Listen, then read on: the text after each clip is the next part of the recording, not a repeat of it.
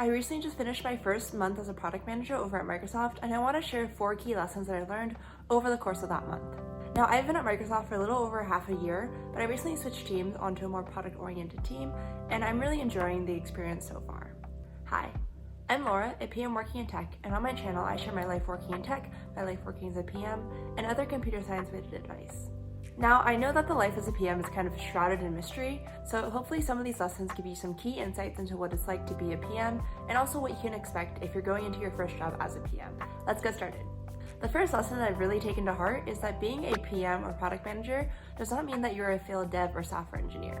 Of course, a PM and a dev will both be served better off if they have a technical background, but it's also not the end-all be-all. But there also is a huge distinction between the roles of a product manager and the role of a software engineer.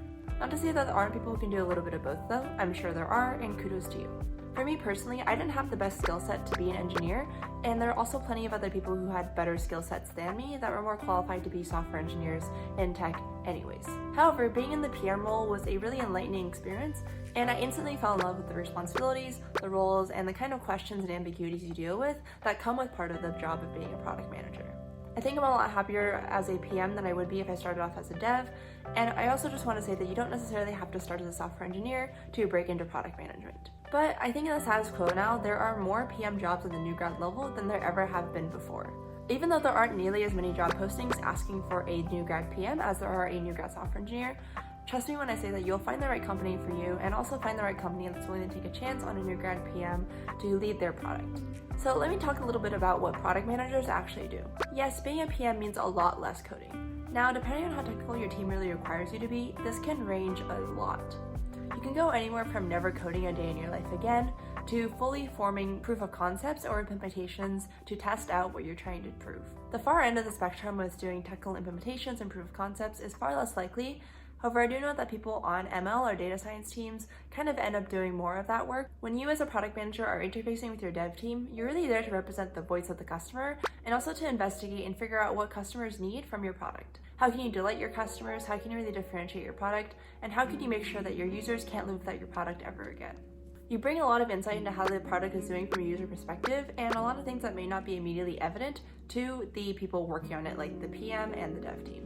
It's also a lot easier for you to kind of zoom out into the big picture. You probably have some sort of North Star metric or thing that you're pushing for in the very end of your product, and by virtue of creating new features and adding onto your product, you'll hopefully push to your North Star.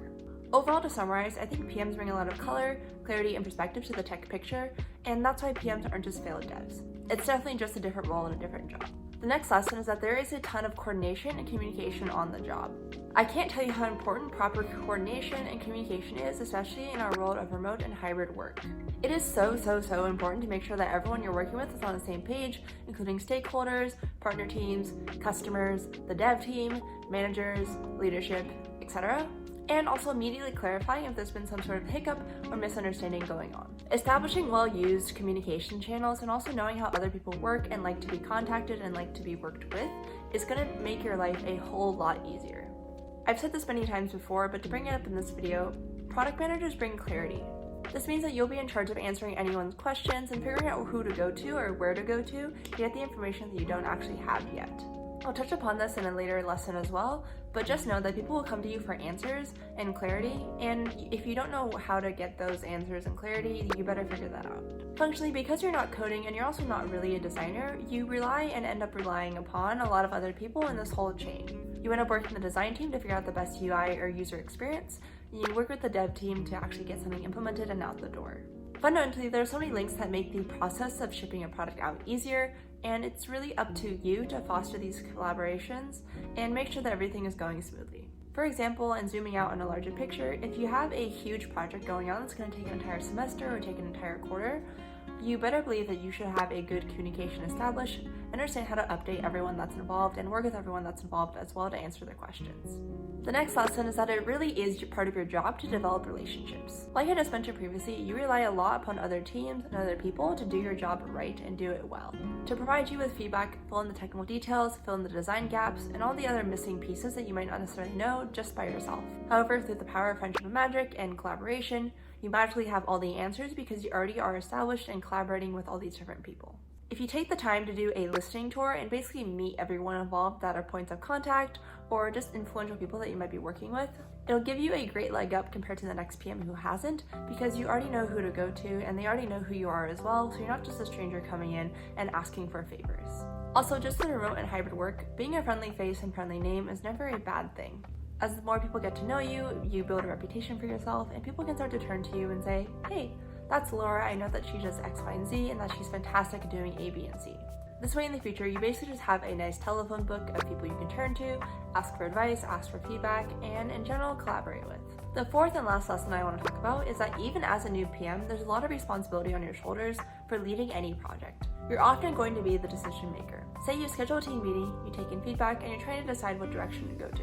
That usually is going to fall squarely on your shoulders. You can always consult other people like dev leads, managers, and senior PMs, but in the end, you're the one that's done the work, done the research, and also done the investigations, and you should be able to say one way or the other which direction the team and project should go in. People are also looking for answers from you because you're the one that's done all the work. You should know the answers and where to go. For a new grad PM, for example, you become the expert on the small little feature and potential changes, so where are we going? Notably, you should really have the data, the customer interviews, the hypotheses, and the overarching goals to help guide you in which direction you want to go, and also be able to use these as backup when someone is asking you a question that may be a little bit more targeted or a little bit more specific and require digging into the details to get to the right answer. Be able to justify why you're prioritizing a certain effort over another, or why one feature is more important to build out than the other. This can be really stressful as a new PM. You don't have the same kind of knowledge about the ins and outs of different features that have been built by the product over the past couple of years. You may not have the relationship built up with the devs yet, or you may not have your points of contacts established across the board either, and that's all okay. There's still so much time for you to grow, develop, and be a better PM. It is a really exciting thing to be in charge of something, and I also know how incredibly stressful it can be to be new and be put in charge of something. You'll definitely make mistakes, but at the end of it all, you'll be a better PM, you'll have a better sense of where to go next, and any future iterations will only be better and better with a couple mistakes along the way to help you learn. Those are the 4 key lessons I learned being a product manager for the past month. I can safely say that being a PM is a really interesting job, and I'm really excited for all the challenges and problems that I get to solve in the future. As always, feel free to schedule a 25-minute coffee chat with me using a link in the description box down below. I also have a Discord server, so come in and join the conversation. Thank you all so much for watching, and I'll see you again next week for a brand new video. Bye!